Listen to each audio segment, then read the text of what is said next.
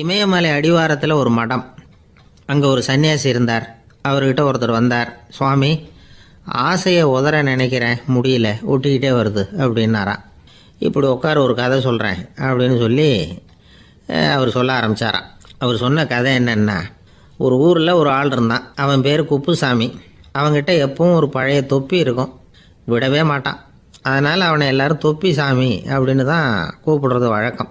ஒரு புது தொப்பி வாங்கிக்கப்படாதாப்பா அப்படின்னு நண்பர்கள்லாம் சொல்லி பார்த்தாங்க. பணத்துக்கு எங்கே போவேன் அப்படின்னு விட்டானா. பணம் வச்சுருக்கான், செலவு பண்ண மனசு வரல. மகா கஞ்சன். பழைய பாட்டில்கள்லாம் வாங்கி விற்றுக்கிட்டு இருந்தான். அப்படி ஒரு தடவை பழைய கண்ணாடி சாமான்களை ஏலத்தில் எடுத்தப்போ அதில் ஒரு அருமையான சென்ட்டு பாட்டில் கிடச்சிது. உடனே ஒரு ஐடியா பண்ணான். அந்த சென்ட்டை சின்ன சின்ன பாட்டில்களில் அடைச்சி ஜன்னல் ஓரமாக அடுக்கி வச்சுட்டான். அதை விற்றா நிறைய பணம் கிடைக்குமே, அதனால். இதுக்கு இடையில் ஒரு நாள் அவன் அப்படியே உட்காந்துருந்தான். அந்த நேரம் நண்பன் வந்தான். ஏண்டா, உன் பழைய தொப்பியை மாற்றப்படாதா? ஊரில் எல்லோரும் கேலி பேசுகிறாங்களே ஒன்று தொப்பி சாமின்னு அப்படின்னு சொல்லி கேட்டிருக்கான். இந்த சென்ட்டு பாட்டில் விற்றதும் பணம் வரும், அதுக்கப்புறம் பார்க்கலாம் அப்படின்னு நானா இவன். சரி வா, நீச்சல் குளத்துக்கு போயிட்டு வருவோம் அப்படின்னு கூப்பிட்ருக்கான் நண்பன். 2 பேரும் போனாங்க. அதே நேரம் அந்த ஊர் நீதிபதியும் அங்கே குளிக்க வந்தாராம். அவர்கிட்ட இருந்தது விலை வசந்த ஒரு புது தொப்பி. அதை அங்கே இருந்த ஸ்டாண்டில் மாட்டிவிட்டு குளிக்க போனார். இதுக்கிடையில் குப்புசாமி குளிச்சுட்டு வந்தான். அவனுடைய பழைய தொப்பியை காணலை. அந்த புது தொப்பியை பார்த்தா இது நண்பனுடைய வேலை தான் அப்படிங்கிறதாக புரிஞ்சுக்கிட்டு அதை எடுத்து மாட்டிகிட்டு வந்துட்டான். நீதிபதி குளிச்சுட்டு வந்து பார்க்குறாரு, தொப்பியை காணும். போலீஸில் புகார் கொடுத்தார். அவங்க தேடினாங்க. ஒரு மூலையில் பழைய தொப்பி கிடச்சிது. அடடா, இது நம்ம குப்புசாமியோட தொப்பி இல்லையா அப்படின்னு நானா ஒருத்தன்.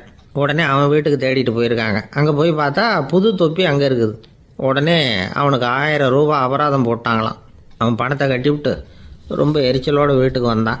பழைய தொப்பி கண்ணில் பட்டது. மறுபடியும் உன்னால் தானே எனக்கு 1000 ரூபா நஷ்டம் அப்படின்னு சொல்லி அதை எடுத்துக்கிட்டு அப்படி போயிருக்கான்.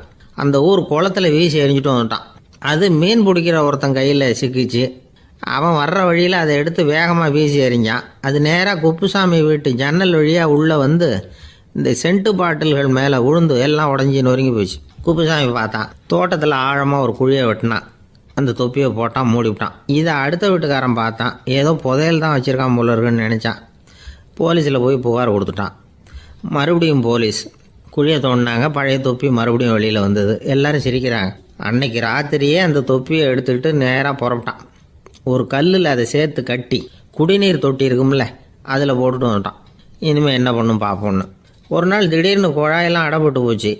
மாநகராட்சி அலுவலர்கள் என்னன்னு பார்த்தா அந்த பழைய தொப்பி குழாயை அடைச்சிக்கிட்டு இருக்குது. இது குப்புசாமியோட தொப்பிங்கிறது தான் எல்லாருக்கும் தெரியுமே. உடனே குடிநீரை பாழாக்கணத்துக்காக குப்புசாமிக்கு கோர்ட்டு 2500 ரூபா அபராதம் போட்டுவிட்டுது. அதையும் கட்டிவிட்டு வெளில வந்தான். கடைசியாக முடிவு பண்ணான். ஒரு நெருப்பு குச்சியை கிழிச்சான். தொப்பியை கொளுத்தினான். எரிஞ்சுது. எடுத்து வெளில எரிஞ்சான். கொஞ்ச நேரத்தில் தீ அணைப்பு படம் வந்துட்டுது. ஆமாம், இவன் எடுத்து எரிஞ்சது வெளியில் விழுந்து வீட்டு கூரையே பற்றிக்கிட்டு எரிய ஆரம்பிச்சுட்டுது. அவனோட பணத்தாசையும் அதோடு சேர்ந்து எரிஞ்சு போச்சான். இப்படி ஒரு கதை. இந்த கதையை சொல்லி முடித்தார் அந்த இமயமலை அடிவாரத்தில் இருந்த சன்னியாசி. இப்போ அந்த குப்புசாமி எங்கே இருக்கிறான்னு கேட்டார் எதிரில் இருந்தவர். இதோ உன் எதிரிலே இருக்கிறான், நான் தான் அந்த குப்புசாமி அப்படின்னாரான் அந்த சன்னியாசி. அந்த குப்புசாமி கிட்ட இருந்தது மாதிரி ஒரு பழைய தொப்பி நம்ம ஒவ்வொருத்தர்கிட்டையும் உண்டு. அதை எப்படி தொலைக்கிறதுன்னு தெரியாமல் தடுமாறிக்கிட்டு இருக்கிறோம். அது என்ன தொப்பிங்கிறீங்களா? அதுதான் நம்மை சூழ்ந்திருக்கிற மாயை அப்படிங்கிறார் சுவாமி சின்மயானந்தர். மெய்ஞானம் கிடைக்கிறப்போ மாயை எரிஞ்சு போகும் அப்படிங்கிறது அவருடைய கருத்து. நம்மால் ஒருத்தர் வேகமாக ஓடி வந்தார். காலில் மாட்டியிருந்த பழைய செருப்பு 2 ஆவேசமாக தூக்கி ஒரு கிணத்துல போட்டுட்டு வெறுங்காலோடு நடந்து வந்துக்கிட்டு இருக்கிறார். ஏன் அப்படி பண்ணீங்க அப்படின்னு கேட்டோம். அந்த செருப்புக்கு சொந்தக்காரன் பின்னாடி வந்துக்கிட்டு இருக்கிறான், அதனால் அப்படி பண்ணேன் அப்படிங்கிறார் இவர். ஒருத்தர் மனசில் நிம்மதி இல்லாமல் உட்காந்துருந்தார். என்ன சார் விஷயம் அப்படின்னு விசாரித்தேன். அகலக்கால் வச்சுட்டேன், அதுதான் அவதிப்படுறேன்னார். விவரமாக சொல்லுங்கன்னு. வீடு கட்டணும்னு ஆரம்பித்தேன், வேலை பாதியிலேயே நிற்கிது, கையில் பணம் இல்லை அப்படின்னார். இது மாதிரி ஆசாமிகள் பல பேரை நீங்கள் பார்த்துருக்கலாம். இவங்கெல்லாம் சுலபமாக மன அழுத்தத்துக்கு ஆளாயிடுறாங்க. மன உளைச்சல், அதாவது ஸ்ட்ரெஸ் அப்படின்னு சொல்கிறோமே, அதுக்கு அடிப்படையான சில காரணங்கள் உண்டு. அதாவது மிகையாக திட்டமிடுதல் அப்படிங்கிறதும் ஒரு முக்கியமான காரணம். நடைமுறை சாத்தியம் என்னங்கிறத மனசில் வச்சுக்கிட்டு எந்த திட்டத்தையும் தீட்டணும், அப்போ தான் அது சரியாக வரும். ரெண்டாவது காரணம் என்ன தெரியுமா? ஒரே நேரத்தில் பல்வேறு செயல்களில் ஈடுபடுறது. தொலைபேசியில் பேசிக்கிட்டே கையில் இருக்கிற கடிதத்தை படிச்சுக்கிட்டே எதிரில் உட்காந்துக்கிட்டு இருக்கிறவருக்கும் அப்பப்போ பதில் சொல்லிக்கிட்டு மனசில் பல்வேறு சிந்தனைகளை அப்படியே ஓட விட்டுக்கிட்டு இருக்கிறது, இதுவும் மன அழுத்தத்தை உண்டாக்குது. மூணாவது காரணம், எதிலேயும் வெற்றி மட்டும் எதிர்பார்க்குற ஒருதலைப்பட்சமான ஆர்வம்.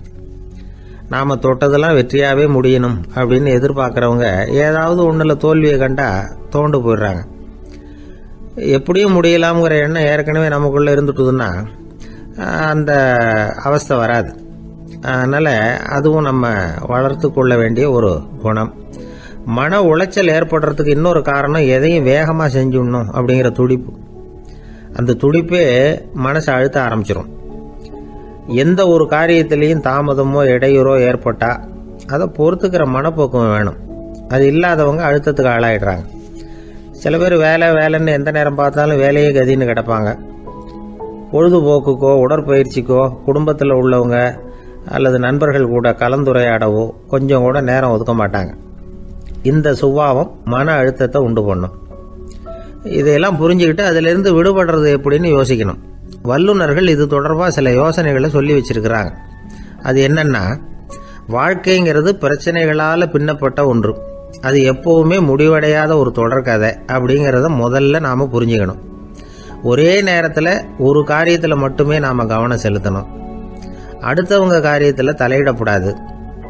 எதையும் பேச ஆரம்பிக்கிறதுக்கு முன்னாடி நம்மை நாமே கேட்டுக்க வேண்டிய கேள்வி 2. 1, நான் சொல்ல போகிறது ரொம்ப முக்கியமானதா? 2வது, நான் சொல்கிறத அவங்க கேட்கறதுக்கு ஆசைப்படுறாங்களா? நான் பேசுறதுக்கு அது சரியான நேரம் தானா? இதை யோசித்து பார்த்ததுக்கப்புறம் எதையும் பேச ஆரம்பிக்கணும். முடிஞ்ச அளவுக்கு வளைந்து போகிற சுபாவத்தை வளர்த்துக்கணும். நம்ம நேரம் விலை மதிப்பு இல்லாதது. அதை வீணாக்கக்கூடாது. சிரிக்க தெரியலனாலும் பரவாயில்ல, முகத்தில் கொஞ்சம் புன்முறுவலாவது காட்டணும். இதெல்லாம் ரொம்ப முக்கியம். அடுத்தவங்க ஏதாவது செஞ்சால் உடனே நன்றி சொல்ல மறக்கக்கூடாது. தினமும் கொஞ்சம் நேரத்தை தனிமையில் செலவு பண்ணணும். மன உளைச்சலிருந்து விடுபடுறதுக்கு 3 முக்கிய வழிகள் சொல்கிறாங்க. அதை சுருக்கமாக ரெட் அப்படின்னு சொல்கிறாங்க. RED ஆங்கில எழுத்தில். அந்த முதல் எழுத்து R, அது என்னென்னா ரிலாக்ஸேஷன், அதாவது இடை ஓய்வு. 2வது E எக்ஸர்சைஸ், உடற்பயிற்சி. 3வது டயட், திட்டமிட்ட உணவு முறை. அதனால் தியானம், மூச்சு பயிற்சி இதெல்லாம் இந்த இடை ஓய்வுக்கு வழிகள். எந்த வேலையையும் தொடர்ந்து செய்யக்கூடாது. எல்லார்கிட்டையும் கலகலப்பாக பழகணும். மாதத்துக்கு ஒரு நாளாவது குடும்பத்தோடு வெளியில் போயிட்டு வரணும். சுலபமான உடற்பயிற்சிகளை செய்யலாம். உடற்பயிற்சிங்கிறது நமக்காக நாம் செய்கிற ஒரு நீண்டகால முதலீடு அப்படின்னு சொல்லுவாங்க. அதாவது லாங் டேர்ம் இன்வெஸ்ட்மெண்ட்டாக. அளவோடு சாப்பிட்ணும், மெதுவாக சாப்பிட்ணும். இதெல்லாம் கொஞ்சம் மனசில் வச்சுக்கிட்டு நடந்துக்கிட்டால் மகிழ்ச்சியாக வாழலாம். சில பேர் சாப்பாட்டு விஷயத்தில் ரொம்ப அக்கறை எடுத்துக்கிறது உண்டு. ஒரு குண்டு ஆசாமி சாப்பிட உக்காந்தார். முதல்ல ஒரு மாத்திரை சாப்பிட்டார். எதுக்குன்னு கேட்டோம். பசி எடுக்கிறதுக்குன்னார். சாப்பிட்டு முடித்தார். பிறகு மறுபடியும் ஒரு மாத்திரை சாப்பிட்டார். இது எதுக்குன்னு கேட்டோம். சாப்பிட்டது ஜீரணமாகறதுக்கு அப்படின்னார். ஒரு அரசனும் அமைச்சரும் ஒரு நாள் ரொம்ப சாவகாசமாக பேசிக்கிட்டு இருந்தாங்களாம். அரசன் அமைச்சரை பார்த்து ஒரு கேள்வி கேட்டிருக்கார். ஏங்க அமைச்சரே, ஆசை இல்லாத ஒரு மனுஷனால் இருக்க முடியுமா அப்படின்னு. ஏன் முடியாது, துறவி அப்படிங்கிறவங்கெல்லாம் அப்படிப்பட்டவங்க தானே அப்படின்னாராம் அமைச்சர். அவங்கெல்லாம் உண்மையிலேயே ஆசையை விட்டவங்க தானா அப்படின்னு கேட்டாராம் ராஜா. அப்படி தான் இருக்கணும் அப்படின்னாராம் அமைச்சர். அப்படின்னா ஆசையே இல்லாத ஒரு உண்மையான துறவியை நான் பார்க்கணுமேன்னார். அது என்ன பிரமாதம், அதுக்கு நான் ஏற்பாடு பண்ணுறேன் அப்படின்னு விட்டார் இவர். சொல்லிவிட்டு உடனே புறப்பட்டு போனார். அங்கே இங்கே தேடினார். அப்புறம் தான் அவருக்கு புரிஞ்சுது உண்மை துறவியை கண்டுபிடிக்கிறது எவ்வளவு கஷ்டமான காரியம்னு. இருந்தாலும் ராஜா கிட்ட சொல்லியாச்சே, உண்மை துறவியை காட்டுறேன்னு. இப்போ என்ன பண்ணுறது? ராஜா கிட்ட சொன்னபடி நடக்கலைன்னா அவருக்கு கோவம் வந்துடும். அமைச்சர் ஒரு யோசனை பண்ணார். அவருக்கு ஒரு வழி தெரிஞ்சுது. அதுதான் சரின்னு முடிவு பண்ணார். அதாவது அந்த ஊரில் அவருக்கு தெரிஞ்ச நாடக நடிகர் ஒருத்தர் இருக்கிறார். நல்லா நடிப்பார். அவரை போய் பார்த்தார். இதை பாருப்பா, எனக்காக நீ ஒரு காரியம் செய்யணும்னார். என்னன்னு கேட்டார் அவர். நீ ஒரு துறவி மாதிரி கொஞ்ச நேரத்துக்கு நடிக்கணும்.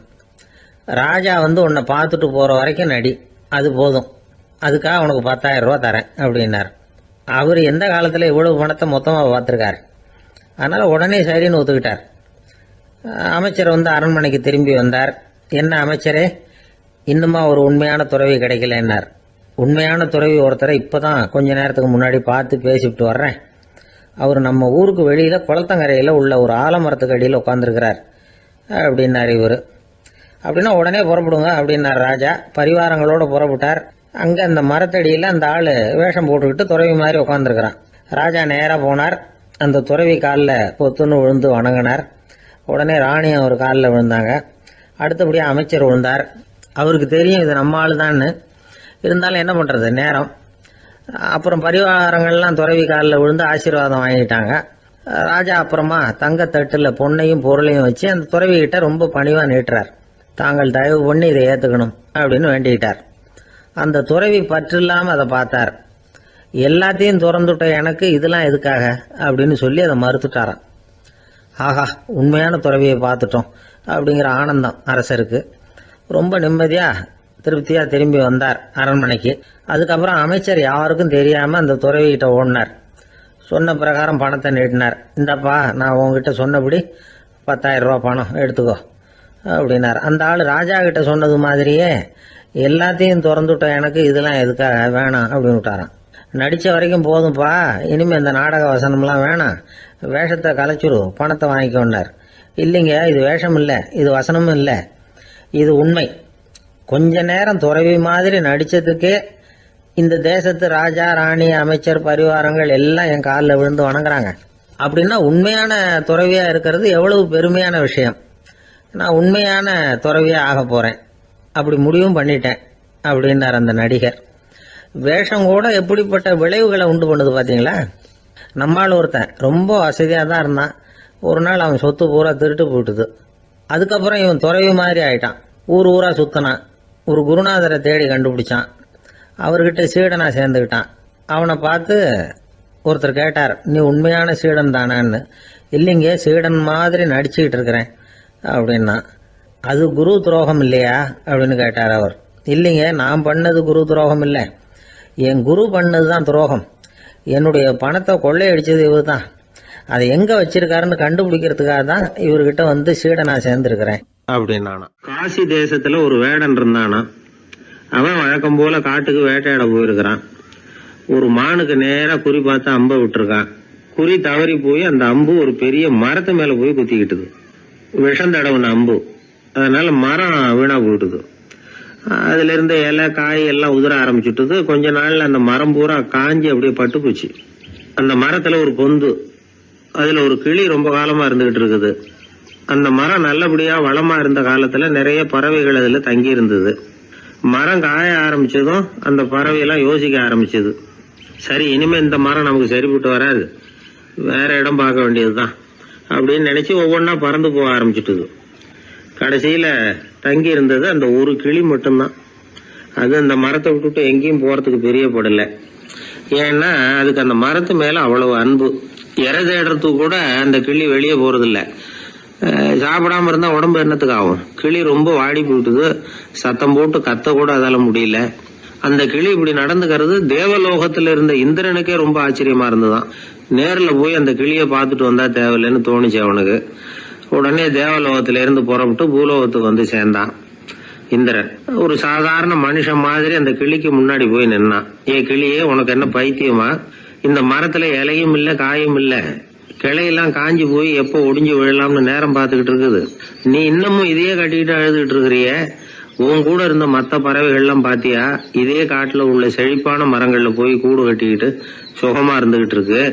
நீ மட்டும் ஏன் இப்படி கஷ்டப்படணும் அப்படின்னு கேட்டான் இந்திரன். கிளியை சும்மா சோதிக்கிறதுக்காக தான் அப்படி கேட்டிருக்கான். அந்த கிளிக்கு தவ வலிமை அதிகம். அதனால வந்திருக்கிறது இந்திரன் தாங்கிறது அதுக்கு புரிஞ்சு போச்சு.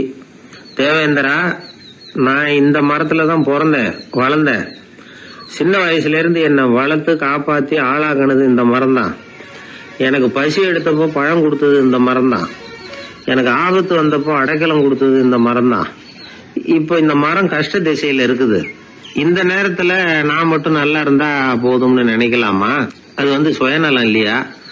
இப்படி இது துன்பப்படுற காலத்துல நானும் இது கூட இருந்து துன்பத்தை சகிச்சுக்கிறது தான் நியாயம். உதவி செஞ்சவங்களை உதறி தள்ளுறது நல்லது இல்லைங்கிறது உங்களுக்கே தெரியும். என்னோட நல்ல விரதத்தை குலைக்கிறது மாதிரி அல்லவா இருக்குது நீங்க சொல்றது. தேவர்களுக்கு ஏற்படுற சந்தேகங்களையே தீர்த்து வைக்கக்கூடிய நிலைமையில இருக்கிற நீங்க எனக்கு இப்படி உபதேசம் பண்ணலாமா அப்படின்னு கேட்டுதான் கிளி. இந்திரனுக்கு ரொம்ப மகிழ்ச்சி. இத கேட்டதும் கிளியே, நண்பர்கள்னா உன்ன மாதிரி இருக்கணும். பொதுவா ஒருத்தர் நல்லா இருக்கிறப்போ அவரை சுத்தி நிறைய பேர் இருப்பாங்க. அவர் கொஞ்சம் வீணா போயிட்டா அத்தனை பேரும் ஓடி போடுவாங்க. நீ அது மாதிரி இல்ல. சுகத்தையும் துக்கத்தையும் சமமா எடுத்துக்கிட்ட. உன்னை பாராட்டுறேன். உனக்கு விருப்பமான வரம் ஏதாவது கேளு தரேன் அப்படின்னாராம் இந்திரன். கிளி என்ன வரம் கேட்டது தெரியுமா? இந்த மரம் மறுபடியும் முன்னாடி இருந்தது மாதிரியே இலை பூ கனிகளோட செழிப்பா இருக்கணும் அப்படின்னு கேட்டுக்கிட்டுதான். அப்படியே தந்தேன்னாரு இந்திரன்.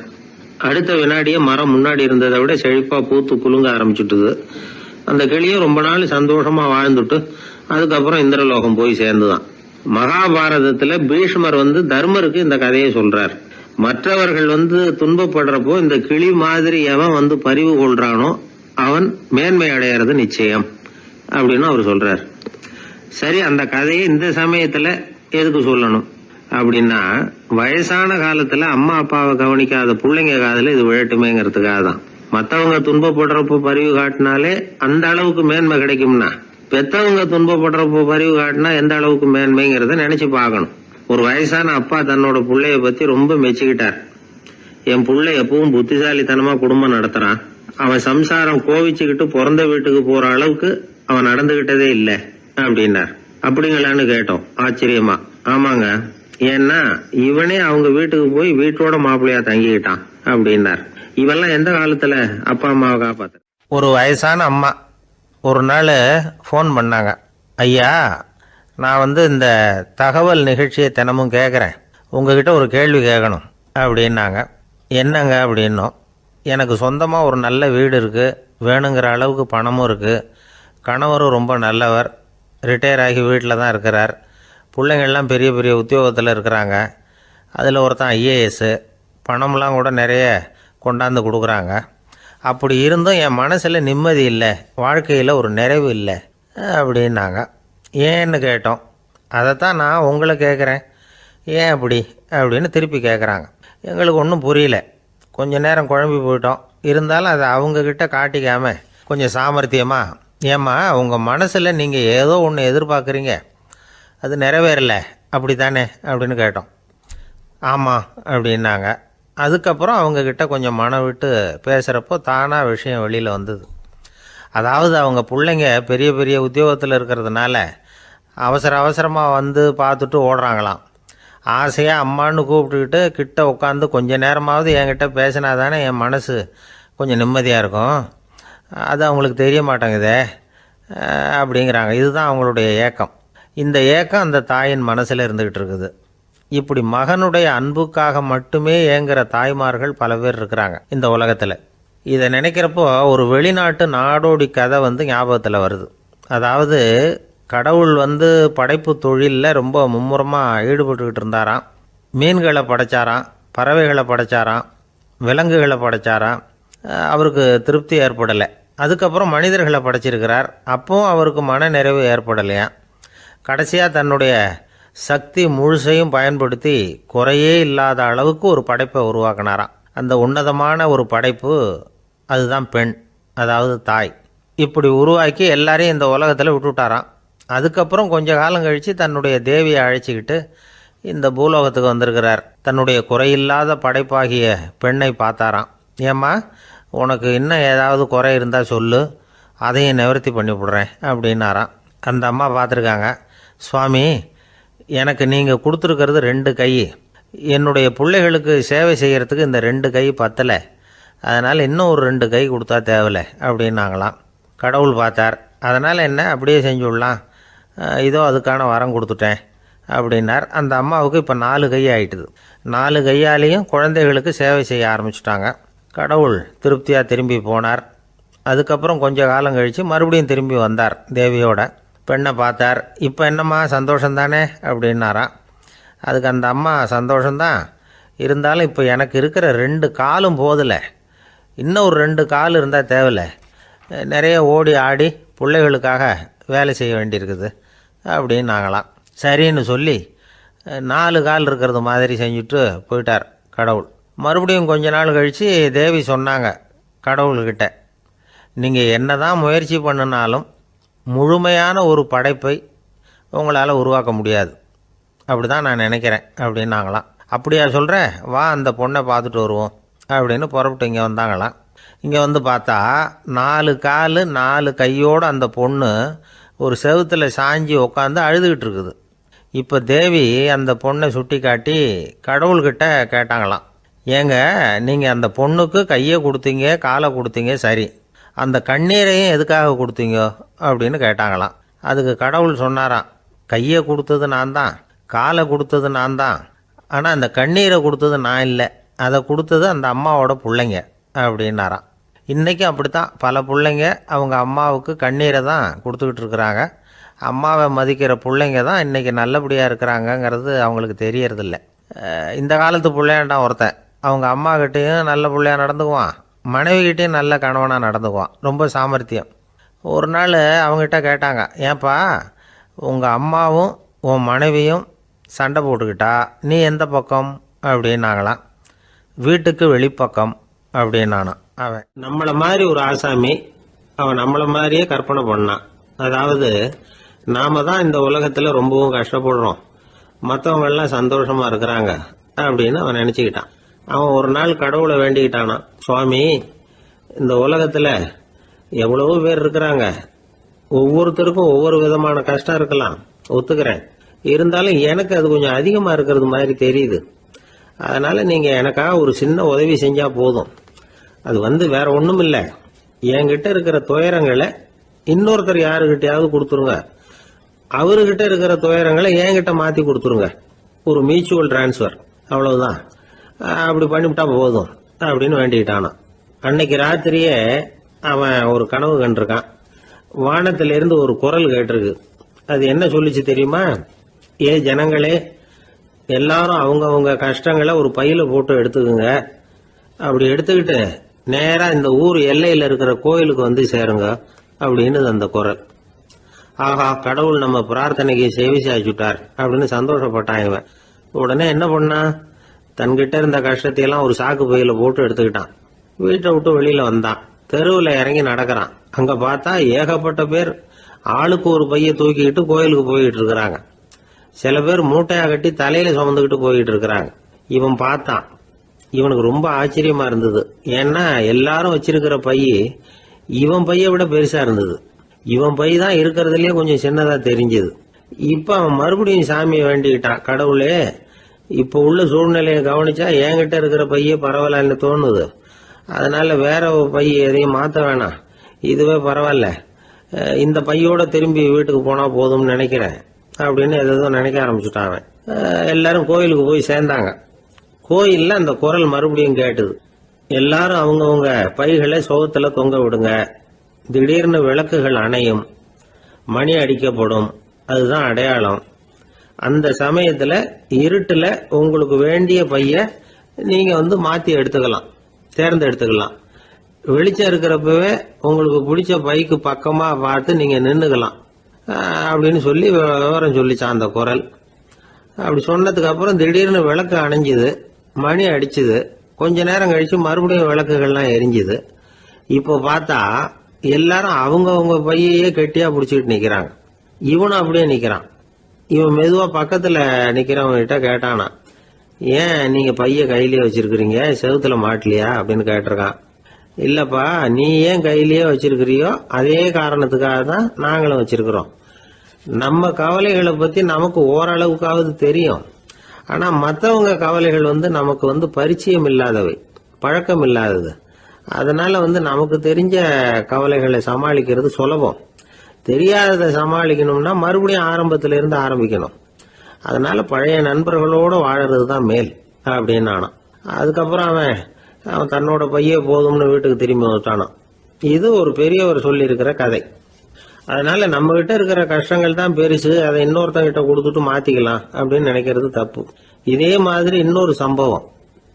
ஒரு ஊர்ல ஒரு நாள் ராத்திரி ஆகாயத்திலிருந்து கடவுள் குரல் கேக்குது. இந்த ஊர்ல இருக்கிற ஜனங்கள்லாம் கொஞ்சம் கவனிங்க. உங்களுக்கு ஒரு செய்தி. அதாவது இங்க இருக்கிற ஜனங்கள்லயே கொஞ்சம் கூட கவலையே இல்லாத ஆள் யாருன்னு எனக்கு தெரியணும். அதனால எல்லாரும் அவங்க கவலைகளை ஒரு பையில போட்டு எடுத்துக்கிட்டு கோயிலுக்கு வாங்க அப்படின்னாரு கடவுள். உடனே வரிசையா எல்லாரும் வர ஆரம்பிச்சாங்க. எல்லார் கையிலயும் பை இருந்தது, சின்னதும் பெருசுமா. கவலையே இல்லாத ஆள் யாருன்னு தேடினார் கடவுள். ஒரே ஒரு ஆள் மட்டும் கையில எதுவும் இல்லாம வெறும் கையை வீசிக்கிட்டு ரொம்ப ஜாலியா நடந்து வந்துகிட்டு இருந்தான். கடவுள் அவங்ககிட்ட போனார். ஏன்பா உனக்கு கவலையே இல்லையா அப்படின்னு கேட்டார். எனக்கும் சில கவலைகள்லாம் உண்டு அப்படின்னு அவன். எங்க அதெல்லாம்னு கேட்டிருக்காரு கடவுள்.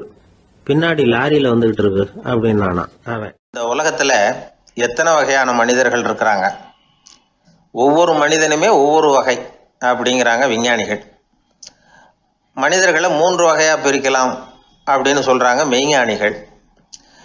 இவங்களை பத்திலாம் ஏற்கனவே நாம பேசியிருக்கிறோம். இப்ப டாக்டர் எட்வர்டு பேட்ச் அப்படிங்கிற நிபுணர் என்ன சொல்றாரு தெரியுமா? மனிதர்களை 7 வகையா பிரிக்கலாம்ங்கிறார். மனிதர்களின் மனநிலை அடிப்படையில அவங்களை 7 விதமா வகைப்படுத்துறார் அவர். சரி, அது என்ன 7 வகை? முதல் வகை என்னன்னா பயந்த குணம் உள்ளவங்க. சார் ரொம்ப பயந்த சுபாவம், வீட்டில் கூட வாயே திறக்க மாட்டார், சாப்பிட போறப்ப மட்டும்தான் கொஞ்சம் வாயை திறப்பார், அப்புறம் மூடிக்குவார் அப்படின்னு சில பேரை பத்தி நாம பேசிக்கிறது உண்டு. இவங்கெல்லாம் இந்த வகை, அதாவது பயந்த குணம் உள்ளவர்கள் அப்படிங்கிற முதல் வகை. சரி, 2வது வகை என்னன்னா சஞ்சலப்படுகிறவர்கள். எதுக்கு எடுத்தாலும் கலக்கம், குழப்பம், இப்படியே காலம் தள்ளிட்டு இருப்பாங்க. பல பேர் பார்த்துருப்பீங்க. அவங்கெல்லாம் இந்த வகை. 3வது வகை என்னன்னா யதார்த்த உலகை மறந்து கற்பனை உலகத்திலேயே மிதக்கிறவங்க. இளைஞர்கள், கவிஞர்கள், இப்படி பல பேர் இருக்கிறாங்க. எப்போ பார்த்தாலும் கற்பனை உலகத்திலேயே மிதந்துகிட்டு இருப்பாங்க.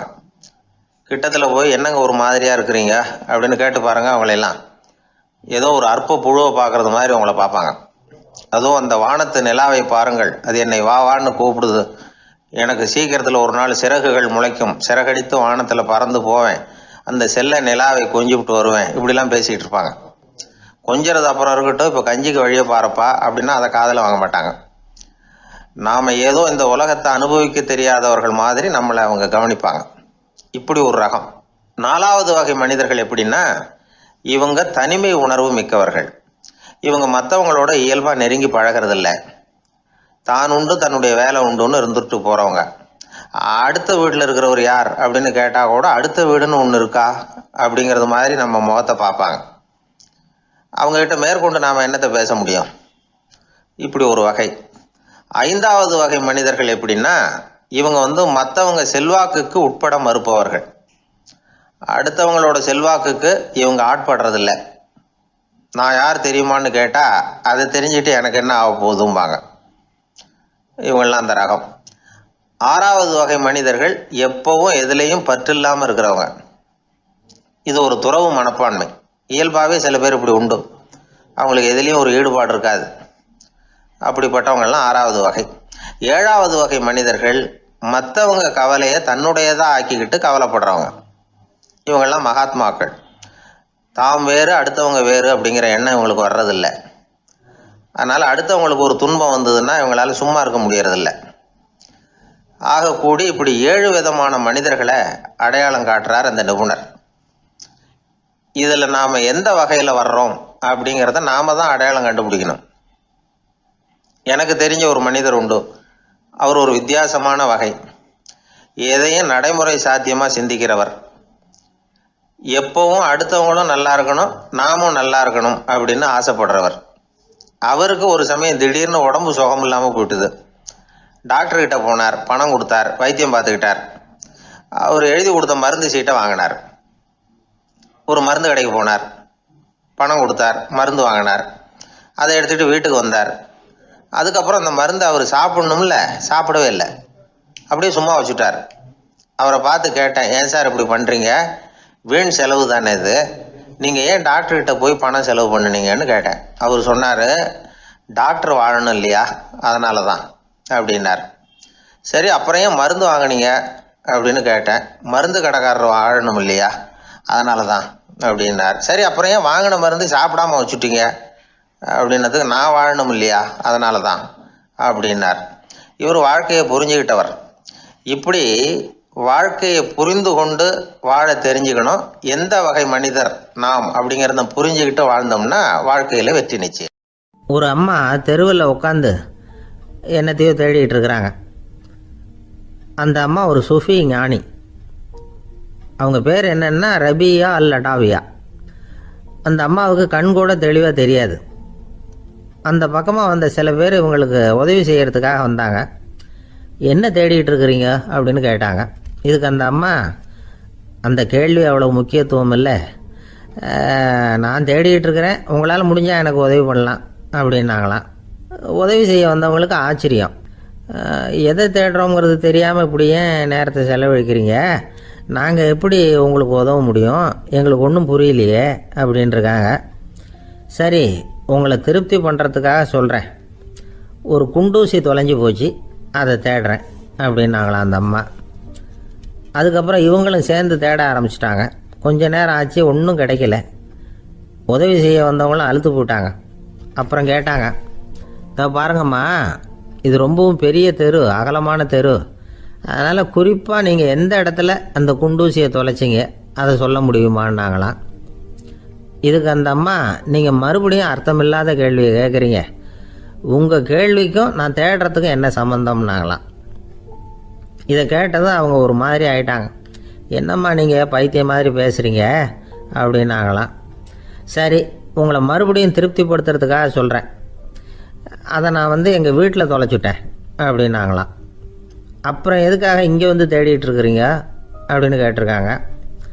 ஏன்னா இங்கே தான் வெளிச்சம் அதிகமாக இருக்குது, அங்கே வீட்டுக்குள்ளே இருட்டாக இருக்குது, அதனால் இங்கே வந்து தேடுறேன், வெளிச்சம் உள்ள இடத்துல தானே தேட முடியும் அப்படின்னாங்களாம் அந்த ஞானி. இந்த கதைக்கு என்ன அர்த்தங்கிறத பெரியவங்க சொல்கிறாங்க. அதாவது இந்த தேடுதல்ங்கிறது ஒரு வியாதி. அது நம்ம சதா அலைய வைக்கும், பைத்தியமாக மாற்றுறதுக்கு முயற்சி பண்ணோம். ஒரு காலம் அது நிறைவு அடையவே அடையாது. வாழ்வுங்கிறது ஒரு புரிந்து கொள்ள முடியாத சதா இயங்கி கொண்டிருக்கிற ஒரு செயல். அதுக்கு ஆரம்பமும் இல்லை, முடிவும் கிடையாது. எதையோ தேடணும் அப்படிங்கிற உந்துதல் நமக்குள்ளே இருக்கும், ஆனால் குறிப்பாக எதை தேடிட்டு இருக்கிறோம் அப்படிங்கிறது புரியாது. அப்படி ஏதாவது ஒன்றை தேடி அடைஞ்சிடுறோம்னு வச்சுக்கோங்க, உடனே ஒரு அதிருப்தி வந்துடும். அதனால் வாழ்க்கைங்கிறது சலிப்பு நிறைந்தது அப்படிங்கிற எண்ணத்தை உண்டாக்கிக்கிறோம். ஒன்று அடைஞ்சதுக்கு அப்புறம் இன்னொன்று தேட ஆரம்பிச்சிருவோம். ஆக இந்த தேடல்ங்கிறது நாம் ஒன்று அடைஞ்சாலும் அடையாவிட்டாலும் தொடர்ந்து நடந்துக்கிட்டு தான் இருக்கும். இதுக்கு முடிவே கிடையாது. இந்த உண்மையை நாம் நல்லா புரிஞ்சுக்கணும் அப்படிங்கிறது பெரியவங்களுடைய கருத்து. ஏழையும் தேடுறான், பணக்காரனும் தேடுறான், நோயாளியும் தேடுறான், நோய் இல்லாதவனும் தேடுறான், அதிகாரம் உள்ளவனும் தேடுறான், அதிகாரம் இல்லாதவனும் தேடுறான், முட்டாளும் தேடுறான், அறிவாளியும் தேடுறான்.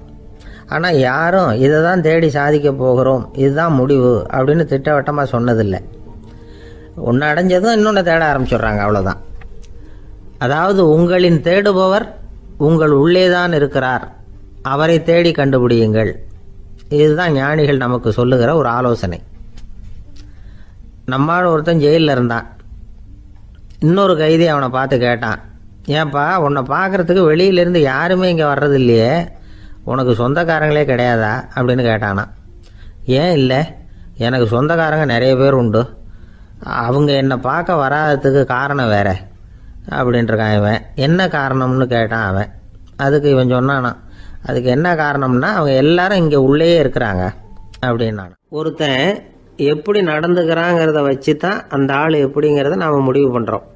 ஆளுமைன்னு சொல்கிறோம்ல, அதுக்கு சூழ்நிலைகளை ஆளுகின்ற தன்மை அப்படின்னு விளக்கம் கொடுக்குறார் ஒரு உளவியல் நிபுணர். சரி, ஒரு மனிதனுடைய ஆளுமையை உருவாக்குகிற விஷயங்கள் என்னென்ன? பிறப்பு, வளர்க்கப்பட்ட விதம், படிப்பு, நண்பர்கள், சமுதாயம், இப்படி நிறைய உண்டு. ஆளுமையின் அடிப்படையில் சில மனநோய்கள் உண்டாகுது. அதெல்லாம் என்னென்னங்கிறத தெரிஞ்சு வச்சுக்கிட்டோம்னா நம்ம கூட இருக்கிறவங்கள அடையாளம் கண்டுபிடிக்கிறதுக்கு அது ரொம்ப உபயோகமாக இருக்கும். ஃப்ரெனாய்டு ஆளுமை அப்படின்னு ஒன்று. இந்த கோளாறு உள்ளவங்க எப்படி இருப்பாங்க தெரியுமா? அதிக உணர்ச்சி, சந்தேகம், பொறாமை இதெல்லாம் அதிகமாக இருக்கும். வளைஞ்சு கொடுக்க மாட்டாங்க. அடுத்தவங்களோட இணக்கமான உறவு இருக்காது. அவங்க செய்கிற தப்புக்கெல்லாம் அடுத்தவங்களை குறை சொல்லிகிட்டு இருப்பாங்க. இது ஒரு ரகம். அடுத்தது ஸ்கிசாய்டு ஆளுமை அப்படின்னு சொல்கிறாங்க. இந்த கோளாறு உள்ளவங்க அடுத்தவங்களோட பழக கூச்சப்படுவாங்க. சின்ன வயசுலேயே இது ஆரம்பமாயிடுது. பகல் கனவுலேயே சஞ்சரிப்பாங்க. அவங்களுடைய விரோதம், கோபம் இதை கூட வெளியில் காட்டிக்க முடியாமல் இருப்பாங்க.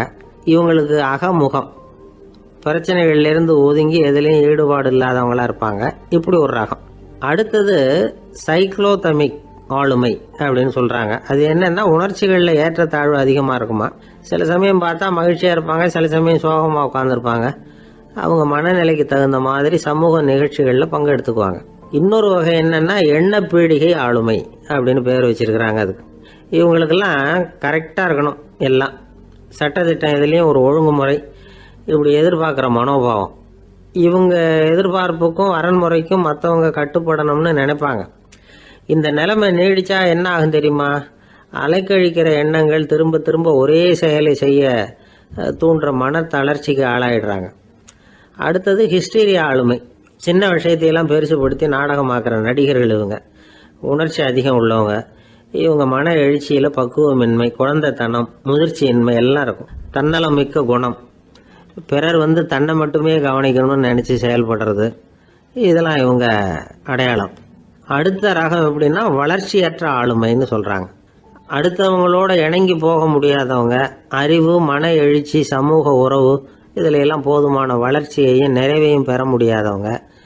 இவங்களால வாழ்க்கையில் முன்னேற முடியாது. பிச்சைக்காரங்க, குற்றவாளிகள், இவங்ககிட்டெல்லாம் இது மாதிரியான ஆளுமை அதிகமாக இருக்குமா. அடுத்தது என்னென்னா சோர்வுடைய ஆளுமை. எதுலேயும் உற்சாகம் இல்லாமல் சோர்ந்து போயிருப்பாங்க. அதுக்கெல்லாம் நமக்கு வலிமை இல்லைப்பா அப்படின்னு சொல்லிட்டு இருப்பாங்க.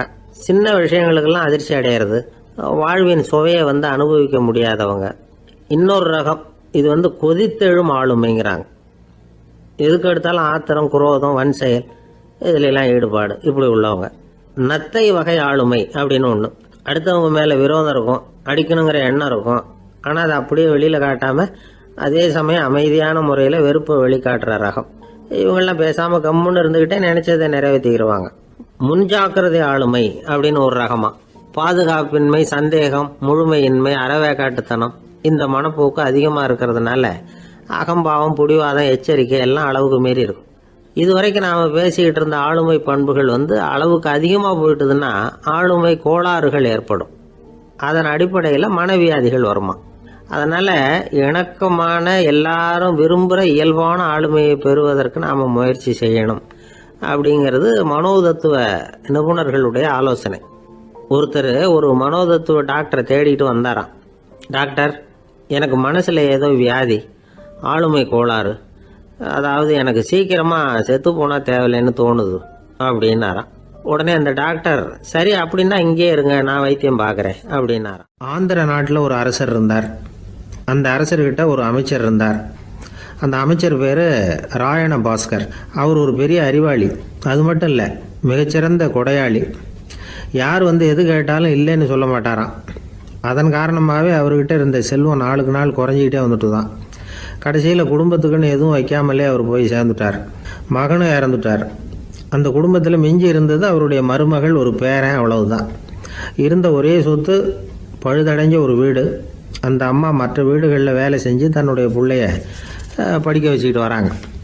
அந்த புள்ள ஒரு பெரிய வள்ளலுடைய பேரன்கிறது அந்த பள்ளி வாத்தியார்களுக்கும் தெரியும். அதனால் அவங்களும் இவங்ககிட்ட கொஞ்சம் அன்பாகவும் அக்கறையாகவும் பழகி பாடம் சொல்லி கொடுத்துக்கிட்டு இருக்கிறாங்க. ஒரு நாள் ஒரு புகழ்பெற்ற கவிஞர் ஒருத்தர் அந்த பள்ளிக்கூடத்துக்கு வந்திருக்கிறார். ஆசிரியர்கள்கிட்ட பேசிக்கிட்டு இருந்தப்போ ஒரு செய்தியை சொன்னாராம். ராயண பாஸ்கருங்கிற வள்ளல் எனக்கு நிறைய உதவிகள் செஞ்சிருக்கார், என்னை பாராட்டி பரிசுகள்லாம் கொடுத்துருக்கிறார். அந்த வள்ளல் வாழ்ந்த கிராமத்தை பார்க்கணுங்கிறதுக்காக தான் இப்போ இங்கே வந்திருக்கிறேன் அப்படின்னாராம். ஆசிரியர் உடனே இந்த பையனை கூப்பிட்டு, இதை பாருங்கள், இவன் யார் தெரியுமா, நீங்கள் குறிப்பிடுகிற அந்த வள்ளலின் பேரன் அப்படின்னு அறிமுகப்படுத்தினாராம். கவிஞரின் கண்களில் ஆனந்த கண்ணீர். அந்த பரவச நிலையிலேயே அந்த வள்ளலை பற்றி கவி பாட ஆரம்பிச்சுட்டாராம். இந்த சின்ன பையன் அதை கேட்டிருக்கிறான். உடனே என்ன பண்ணான் தெரியுமோ, தன் கையில் அணிஞ்சிருந்த ஒரு பொன் வளையலை கழட்டி அந்த கவிஞருக்கு பரிசாக கொடுத்துட்டானான். எல்லாருக்கும் ஆச்சரியம்.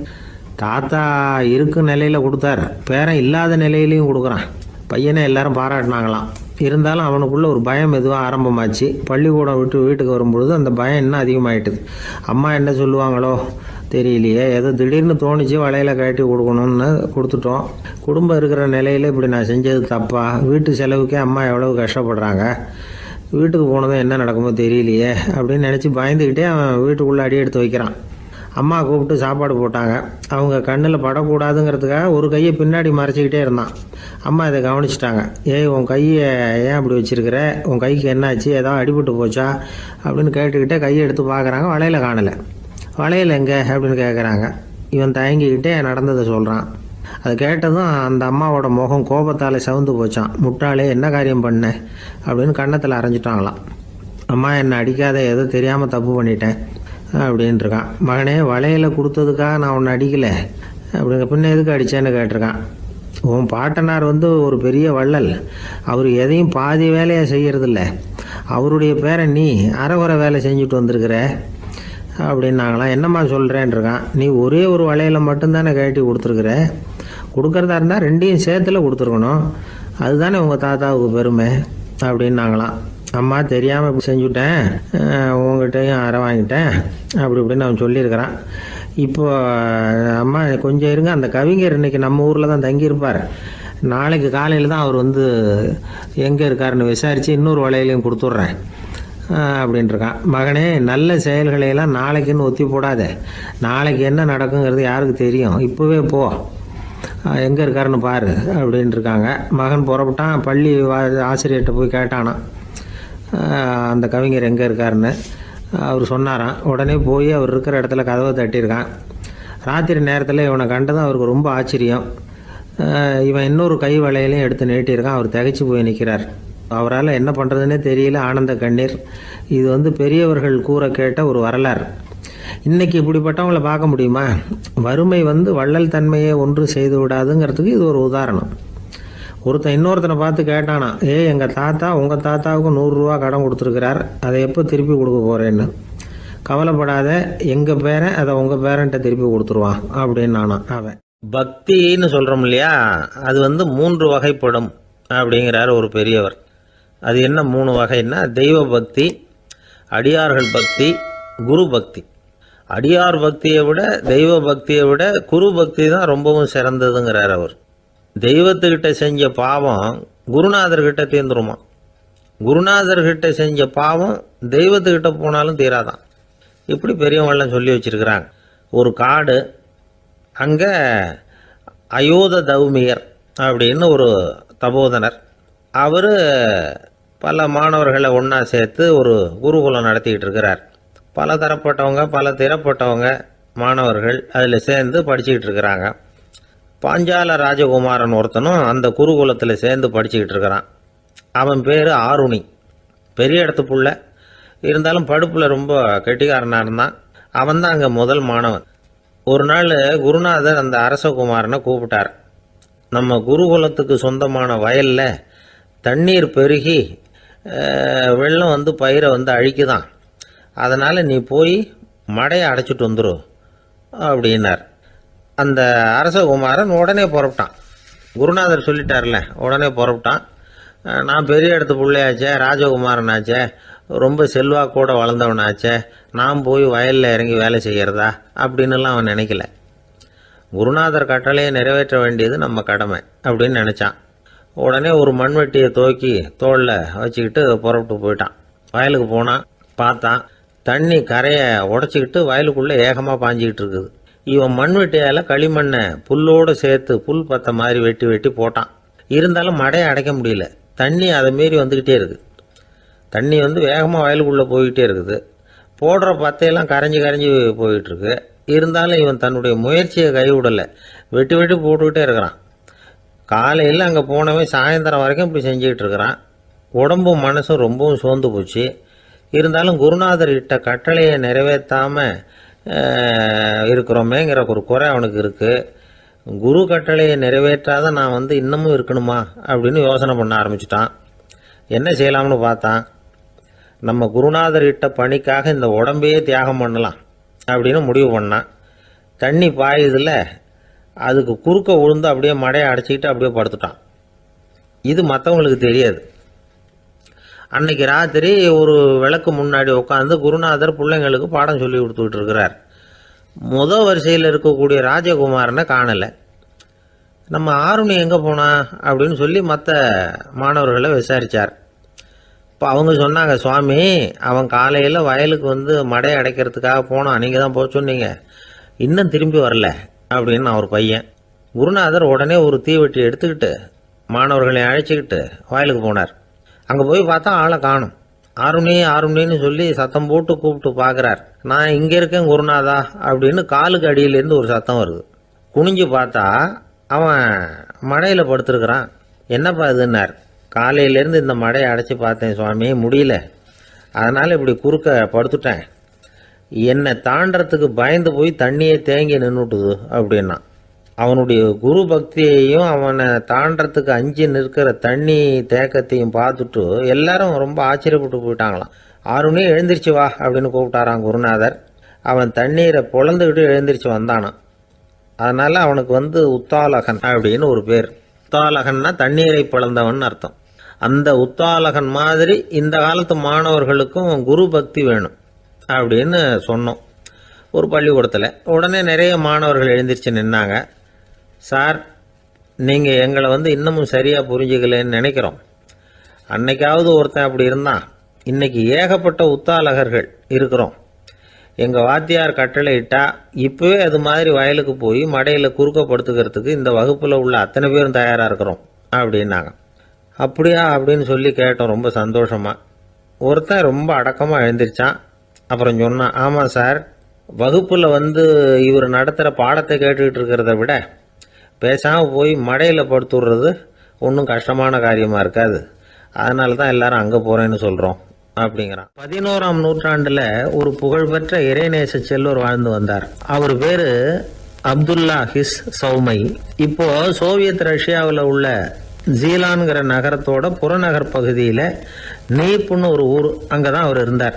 அவருக்கு ஒரு ஆப்பிள் தோட்டம் இருந்தது தஜ்லா நதி ஓரத்துல. அந்த தோட்டத்துல அவர் ஒரு நாள் உலாவிக்கிட்டு இருக்கிறார். அந்த சமயத்துல 20 வயசுள்ள அழகான இளைஞர் ஒருத்தர் அவர் முன்னாடி நின்னார். என்ன நீங்க மன்னிக்கணும்னார். இவருக்கு ஒன்னும் புரியல. யாரப்பா நீ என்ன கெடுதல் பண்ணுன, நான் எதுக்காக உன்னை மன்னிக்கணும் அப்படின்னு கேட்டார். ஐயா, என் பேரு அபு சாலிஹ் மூசா. இங்க இருந்து 4 கல் தொலைவில் இருக்கக்கூடிய இதே தஜ்லா நதி ஓரத்துல தான் நான் இருக்கிறேன். நேத்து மத்தியானம் எனக்கு ஒரு நல்ல பசி. அந்த நேரம் ஒரு ஆப்பிள் பழம் இந்த நதியில மிதந்து வந்தது. அவசரத்துல அதை எடுத்து சாப்பிட்டதுக்கு அப்புறம் தான் அப்படி செஞ்சது பெரிய தவறுங்கிறத உணர்ந்தேன். ஒரு பொருளுக்கு உரியவர்கள் யாரோ அவங்க அனுமதி இல்லாம அந்த பொருளை சாப்பிடுறது ஹராமான அந்த பழம் என் வயத்துக்குள்ள போனதுல இருந்து எனக்கு நிம்மதி இல்ல. ராத்திரி பூரா தூங்கவே முடியல. காலையில எழுந்திரிச்சதும் இந்த நதி ஓரமா பாத்துக்கிட்டே வந்தேன். உங்க தோட்டத்தை பார்த்தேன். ஒரு மரத்தோட கிளை தண்ணியில தொட்டுக்கிட்டு இருக்கிறத பார்த்தேன். அதனால நான் சாப்பிட்ட பழம் இங்க இருந்து தான் வந்திருக்கணும். அந்த பழத்துக்கு உரியவர் நீங்க தான். நீங்க என்ன மன்னிச்சாதான் நான் சாப்பிட்ட பழம் ஹலாலா, குற்ற நிவர்த்தியா, தயவு பண்ணி மன்னிக்கணும் அப்படின்னு கண்கலங்க கேட்டுக்கிட்டார். இதை கேட்ட இந்த சௌமையை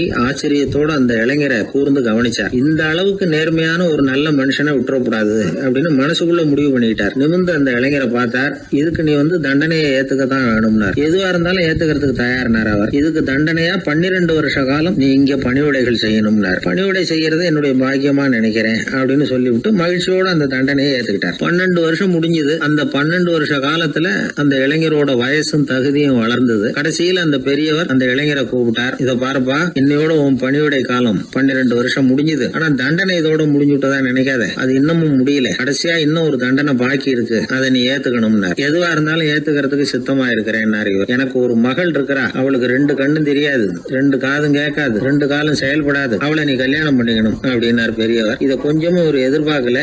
திகைச்சார். அடுத்த நிமிஷம் சரி, இதையும் நான் மனப்பூர்வமா ஏத்துக்கிறேன். இறைநேசர் செல்வர் சௌமை அவர்களுடைய புதல்வி பாத்திமாவுக்கும் இளைஞர் அபு சாலிஹ் மூசாவுக்கும் அடுத்த சில தினங்கள்ல முறைப்படி திருமணம் நடந்தது. திருமணத்துக்கு அப்புறம் மணமகளை பார்த்த அந்த இளைஞர் திகைச்சு போயிட்டார். ஏன்னா அந்த பெரியவர் சொன்னதுக்கு நேர்மாறா இருந்தார். பாத்திமா உடல் குணம் எதுவும் கிடையாது, ரொம்ப அழகா இருந்தாங்க. மறுநாள் சௌமை அபு சாலிஹை கூப்பிட்டு இதுக்கு விளக்கம் சொன்னாராம். என் மகளுக்கு கண்ணு தெரியாதுன்னு சொன்னதுதான் சொல்லியிருந்த நேத்து முன்னாடி சொன்னேன். அது எந்த விதமான தீய காட்சிகளும் அவ கண்ணுக்கு தெரியாதுன்னு தான் அர்த்தம். காது கேட்காதுன்னு சொன்ன தீய விஷயங்களை அவ கேட்க மாட்டான்னு அர்த்தம். கால்கள் செயல்படாதுன்னு சொன்ன வீட்டை விட்டு தீமையான இடங்களுக்கு அவ போக மாட்டான்னு அர்த்தம் அப்படின்னா. 12 வருஷத்துக்கு முன்னாடி உன்னை முதல் முறையா பார்த்தப்பவே உண்மை என்னுடைய சீடரா மானசீகமா ஏத்துக்கிட்டேன் அப்படிங்கிற விவரத்தையும் சொன்னாராம். இந்த இளைஞர் அபு சாலிஹ் பிற்காலத்துல ஒரு பெரிய ஆன்மீக மேதையா உயர்ந்தார். அந்த தம்பதிகளுக்கு 60வது வயசுல ஒரே ஒரு குழந்தை பிறந்தது. அந்த ஃபாதர் ஜிலானி முஹைத்தீன் ஆண்டகை, அதாவது அந்த குழந்தை தான் ஆன்மீக பேரரசர் முஹைத்தீன் ஆண்டகை.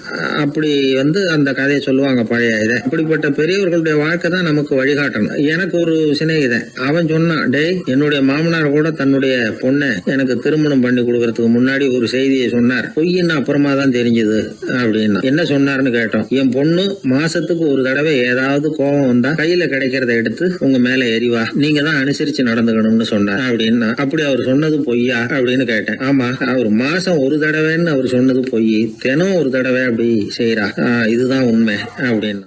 ஒருத்தர் ஓடி வந்தார். இன்னொருத்தரை பார்த்து, சார் உங்க சைக்கிளை ஒரு நாள் இரவல் கொடுங்களேன், பக்கத்து ஊருக்கு போயிட்டு வர வேண்டியிருக்கு அப்படின்னார். இவர் சைக்கிளை கொடுத்து பத்திரமா கொண்டுட்டு போங்கன்னார். சார் இதை பத்திரமா கொண்டு போறேன், கவலையே வேணாம், ஏன்னா இது உங்களோட சைக்கிள் அப்படின்னு நான் நினைக்கல, என்னோட சைக்கிளா நினைக்கிறேன் அப்படின்னார். அதுக்கப்புறம் தான் இவருக்கு உண்மையாவே பயம் வந்துட்டுது. ஏன்னா அவர் சொன்னது மாதிரி அதை தன்னோட சைக்கிளாவே நினைச்சு தள்ளிட்டு போட்டா என்ன பண்றது? எது எதை நம்முடையதா நினைக்கணுங்கிறதுக்கு ஒரு வரையறை இருக்கு. சில பேர் ஆபீஸையே வீடா நினைச்சு விடுறது உண்டு. அப்படிப்பட்டவங்க கூட வீட்டை ஆபீஸா நினைக்கிறது இல்லை. ஏன்னா வீட்டில் இவர் ஆபீஸரா நடந்துக்க முடியறதில்ல. இதெல்லாம் ஒரு பக்கம் இருக்கட்டும். இப்போ விஷயத்துக்கு வருவோம். பொறியியல் மேதை டாக்டர் விஸ்வேஸ்வரய்யா இருந்தார் இல்லையா, பாரத ரத்னா விருதெல்லாம் கொடுத்தாங்களே. ஆபீஸ் வேலை வேற, சொந்த வேலை வேற அப்படிங்கிறதுக்கு ஒரு உதாரணமா இருந்தவர் அவர். மைசூர் மகாராஜா கிட்ட திவானா இருந்தார். அவர் ஒரு நாள் அரசாங்க வேலை காரணமா வெளியூர் போயிருந்தார். ஹாசன்கிற ஊருக்கு பக்கத்துல ஒரு பயண மாளிகை, அங்க தங்கிவிட்டார். ராத்திரி அங்க தங்கி இருந்துட்டு விடிஞ்சதும் ஊருக்கு திரும்புறதாக திட்டம். ராத்திரி தூங்குறதுக்கு ரொம்ப நேரம் ஆயிட்டுது. ரொம்ப நேரம் வரைக்கும் அரசாங்க சம்பந்தப்பட்ட வேலைகளையே பார்த்துக்கிட்டு இருக்கிறார். அரசாங்க ஃபைல்கள் நிறைய இருந்தது. அதையெல்லாம் ஒவ்வொன்றா எடுத்தார், படித்து பார்த்தார், பரிசீலனை பண்ணார். அதில் எழுத வேண்டியதை எழுதினார், கையெழுத்து போட்டார். ஒரு வழியாக அந்த வேலையெல்லாம் முடிஞ்சுது. அதுக்கப்புறம் என்ன பண்ணார்னா, தன்னுடைய சூட்கேஸை திறந்தார்.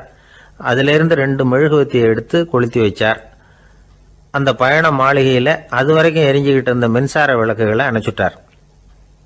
அதுக்கு பிறகு அந்த மெழுகுவத்தி வெளிச்சத்தில் சில புத்தகங்களை தொடர்ந்து படிக்க ஆரம்பிச்சிட்டார்.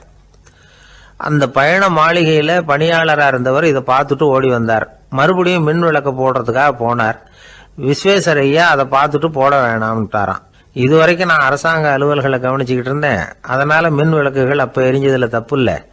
இப்போ நான் புத்தகம் படிச்சுக்கிட்டு இருக்கேன், இது என்னுடைய சொந்த வேலை. இங்கே இருக்கிற மின் விளக்கு அதுக்காக ஏன் எரியணும் அப்படின்னு கேட்டாராம். இப்போ இருக்கிற சில அரசு பணியாளர்கள்கிட்ட இந்த சம்பவத்தை பேச்சோட பேச்சா சொல்லி பார்த்தேன். அவங்களால இதை ஜீரணிக்கவே முடியல. நேர்மை தேவைதான் சார், அதுக்காக அவ்வளவு தூரத்துக்கு அது தேவையா அப்படிங்கிறாங்க. விஸ்வேஸ்வரய்யா அப்படி பண்ணினது தான் ஒரு நேர்மையாளர் அப்படின்னு இந்த உலகத்துக்கு நிரூபிக்கணுங்கிறதுக்காக இல்லை. தான் அப்படி நடந்து காட்டினா தன்னை சுற்றி இருக்கிறவங்களும் அதை கேள்விப்படுறவங்களும் முடிஞ்ச அளவுக்கு பொது வாழ்க்கையில் அரசு பணியில் நேர்மையை கடைபிடிக்க முயற்சி பண்ணலாமே அப்படிங்கிறதுக்காகத்தான். இப்போவும் சில பேர் இருக்கிறாங்க, இவங்க ஆஃபீஸ் வேற வீடு வேறன்னு நினைக்கிறது இல்லை, அவ்வளோ உரிமை. ஒருத்தர் அப்படிதான், அவருக்கு அவசரமா 5000 ரூபாய் தேவைப்பட்டது. ஆபீஸ் பணத்தை எடுத்துக்கிட்டார். அந்த நேரம் பார்த்து ஆடிட் வந்துட்டுது. ஆப்பிட்டுக்கிட்டார். விசாரணை நடக்குது. அவர் சொல்றார், சார் நான் நேரம் காலம் பார்க்காம ஆபீஸில் வேலை செய்வேன், ஏன்னா அதை என்னோட ஆபீஸா நினைக்கிறேன். அவசரத்துக்கு அந்த பணத்தை எடுத்தேன், மறுபடியும் வச்சுடலாம்னு தான் இருந்தேன், அதுக்குள்ள இப்படி ஆயிட்டுது. நீங்க என்ன நினைச்சாலும் சரி, நான் ஆபீஸ் வேற வீடு வேற அப்படின்னு நினைக்கிறது இல்லை, அது என்னோட சுபாவம் அப்படின்னார். விசாரணை பண்ணவர் தீர்ப்பு வழங்கினார். உங்க சுபாவத்துக்கு மதிப்பு கொடுத்து நானும் தீர்ப்பு வழங்குறேன். நீங்க கொஞ்ச நாள் ஜெயிலில் இருந்துட்டு வாங்க, அது உங்களுக்கு கஷ்டமா இருக்காதுன்னு நினைக்கிறேன். ஏன்னா அங்க போனாலும் நீங்க உங்க சுபாவப்படி வீடு வேற ஜெயில் வேறன்னு நினைக்க மாட்டீங்க அப்படின்னாராம். உபயோகமா இருக்கு அப்படின்னார். உடனே பார்வை இல்லாத அந்த பெரியவர் சொன்னாரு, வெளிச்சம்னு ஒண்ணு உண்மையிலேயே இருக்குதா அப்படின்னு கேட்டாராம். உண்மையிலேயே வெளிச்சம் இருக்குங்க அப்படின்னு சொல்லி இருக்கிறாங்க, அதை நான் நம்ப மாட்டேன் அப்படின்னாரா அவரு. சூரியன் இருக்கு, சந்திரன் இருக்கு, நட்சத்திரம் இருக்கு அப்படின்லாம் சொல்லி பார்த்துருக்குறாங்க, அதையெல்லாம் ஒத்துக்கிறேன். ஆனா அதையெல்லாம் என்னை கொஞ்சம் தொட்டு பார்க்க விடுங்களேன் அப்படின்னாராம். அதையெல்லாம் தொட்டு அறிய முடியாது அப்படின்னு சொல்லியிருக்கிறாங்க. அப்படின்னா முகர்ந்து அறியறேன், மோந்து பாக்குறேன், மோர்ந்து பார்க்க விடுங்க, ஏதாவது வாசனை வருதான்னு பாக்குறேன் அப்படின்னு இருக்காரு. அதுவும் முடியாதேன்னாங்களாம். பெரியவர் யோசனை பண்ணியிருக்கிறார். சரி பரவாயில்ல, முரசு அடிக்கிறது மாதிரி அடிச்சு பார்க்கவாவது ஏற்பாடு பண்ணி கொடுங்க, அதை அடிச்சு பார்த்து அதோட சத்தத்தை உணர்ந்துக்கிறேன் அப்படின்னாராம். அதாவது ஒளியின் ஒலியை, அதாவது வெளிச்சத்தின் சத்தத்தை புரிஞ்சுக்கிறேன் அப்படின்னு சொல்லியிருக்கிறார். அதுக்கும் சாத்தியம் இல்லைன்னு சொல்லியிருக்கிறாங்க. சரி, அதுவும் முடியலன்னா அந்த வெளிச்சத்துல கொஞ்சம் எடுத்து என் கையில கொடுங்க, வாயில போட்டு சாப்பிட்டு பாக்குறேன் ருசி எப்படி இருக்குன்னு அப்படின்னு சொல்லி பார்த்திருக்காரு.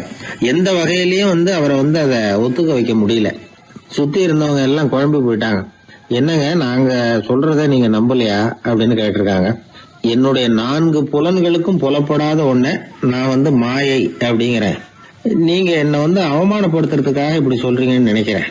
ஏதோ உங்களுக்கு எல்லாம் பார்வைன்னு ஒண்ணு இருக்கிறதாகவும் அது எனக்கு இல்லைங்கிறதாகவும் சொல்லி என்ன நீங்க அவமதிக்கிறீங்க அப்படின்னார். தர்க்க சாஸ்திரத்துல மேதையான அந்த பெரியவர். சுத்தி இருந்தவங்க பார்த்தாங்க, வெளிச்சம் இருக்குங்கிறத இவர் நம்பணும், இவரை நம்ப வைக்கணும் அப்படின்னா அது புத்தரால தான் முடியும் அப்படின்னாராம் ஒருத்தர். சரி, அவர்கிட்டயே போவோம் அப்படின்னு சொல்லி எல்லாரும் அவர்கிட்ட போய் சேர்ந்தாங்க. விவரத்தை சொன்னாங்க. புத்தர் சிரிச்சாராம். எப்படிப்பட்டதுன்னு நான் நினைக்கிறேனோ, அதாவது உண்மை, அப்படித்தான் அவரும் நினைக்கிறார். எதையும் அனுபவபூர்வமா உணர்ந்தாதான் நம்ப முடியும். ஒளிய அனுபவித்து அறியாத வரையில அது இருக்கிறதா இல்லையா அப்படிங்கிற கேள்விக்கு இடம் கிடையாது.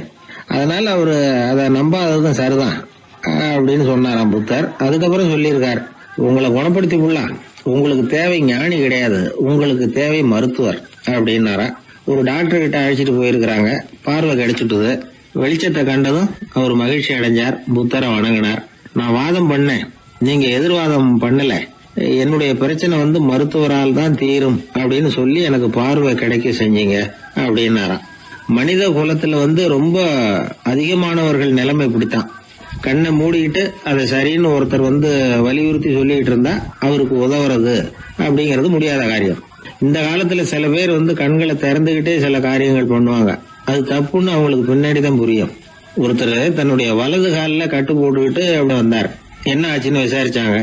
எங்க வீட்டு கண்ணாடி ஜன்னல்களை வெளிப்போக்கமா இருந்து சுத்தப்படுத்திக்கிட்டு இருந்தேன், சரியா தொடச்சிக்கிட்டு இருக்கோமா அப்படின்னு கொஞ்சம் பின்னாடி தள்ளி நின்னு பார்த்தேன் அப்படின்னார்.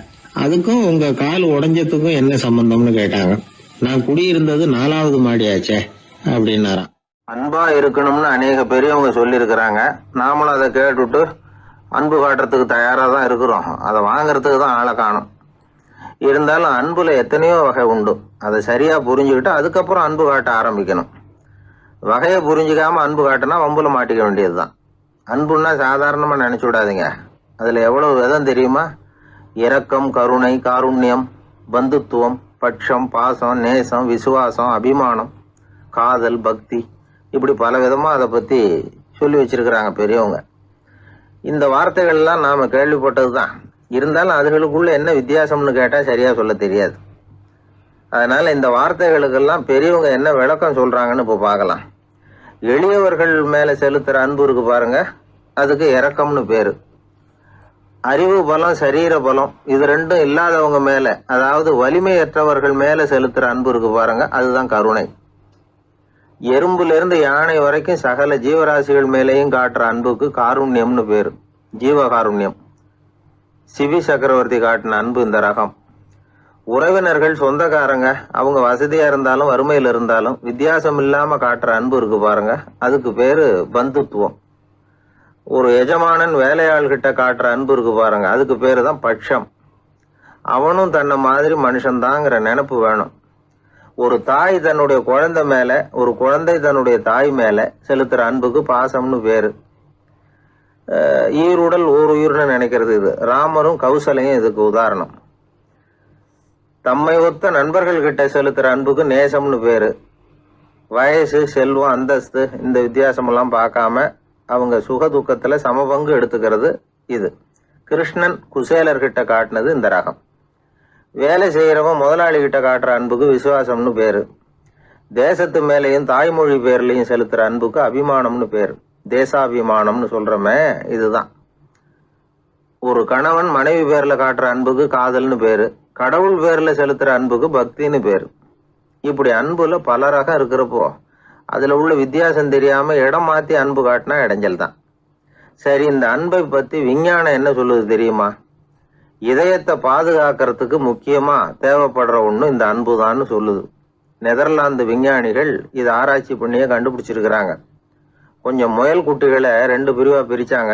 2 குரூப்புக்கும் கொழுப்பு அதிகமா உள்ள ஆகாரத்தையே கொடுத்துட்டு வந்தாங்க.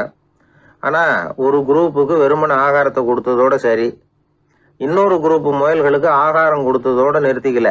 அதுக்கு முன்னாடி கூண்டுகளை திறந்து விட்டு முயல்களை கொஞ்ச நேரம் எடுத்து கொஞ்சி விட்டு அதுக்கப்புறமா ஆகாரம் கொடுத்தாராம் ஆராய்ச்சியாளர். இந்த குரூப்புக்கு இதய பாதிப்பு 60% குறைச்சலாக இருந்துதான். சில நோயாளிகளுக்கு ஹார்ட் அட்டாக் வந்தாலும் அதை தாங்கிக்கிட்டு குணமாகிற சக்தி அதிகமாக இருக்குது. இது எப்படின்னு ஆராய்ச்சி பண்ணி பார்த்துருக்குறாங்க. அவங்கெல்லாம் மனைவி தன் பேரில் ரொம்ப அன்பாக இருக்கிறதாக நினைக்கிறவங்களா இருக்கிறாங்களாம். இதய நோயாளிகள் பல பேரை சந்தித்து இதய நோய் ஏற்பட என்ன காரணம்னு கேட்டிருக்கிறாங்க. அவங்க சொன்ன காரணம்லாம் சாப்பாடு சம்பந்தமா இல்லையா, மனைவி அன்பா இல்லை, இப்படிப்பட்ட காரணத்தை தான் சொல்கிறாங்களாம். அதனால் இதயத்தை பாதுகாக்கணும்னு நினைக்கிறவங்க அடுத்தவங்க அன்பா இருக்கிறது மாதிரி பார்த்துக்குங்க, அதுதான் முக்கியம். ஒருத்தர் முகம் பூரா பிளாஸ்டரி போட்டுக்கிட்டு வந்தார். ரொம்ப கோபமா, என்னங்க ஆச்சுன்னு விசாரித்தேன். எல்லாம் உங்களால தான் சார்னார். விவரமா சொல்லுங்களேன். என்ன உங்கள் தகவலை கேட்டுட்டு ஒரு பூனைக்குட்டியை கையில் எடுத்தேன், அன்பா அதை தடவி கொடுக்கறதுக்காக. ஆனால் அது முந்திக்கிட்டது, அது என் முகத்தை தடவி கொடுத்துட்டுது. முகம் பூரா நகை கீறல், அதுதான் இப்படி அப்படின்னார். அன்புல அறிவு சேராததுனால வந்த கோளாறு இது. அந்த காலத்துல எல்லாம் படிக்கிறதுங்கிறது எப்படி தெரியுமா, குருகுல வாசம் செஞ்சு படிக்கணும். ஆசிரியருங்கிறவர் ஆசிரமத்தில் இருப்பார். அங்கே போய் அவருக்கு தொண்டுகள் செய்யணும். துணிகள்லாம் துவைச்சி போடணும். தூங்கும்போது காலை பிடிச்சி விடணும். புழுக்கமாக இருந்தால் விசிறி மட்டை எடுத்து விசிறணும். அப்படியே அப்பப்போ அவர் சொல்லிக் கொடுக்குற பாடத்தையும் கற்றுக்கணும். அவர் சொல்லிக் கொடுக்குற பாடங்களை ஓலைச்சுவடிகளில் எழுதிக்கணும். இதுதான் குருகுல வாசம்ங்கிறது. இப்போ மாதிரிலாம் கிடையாது.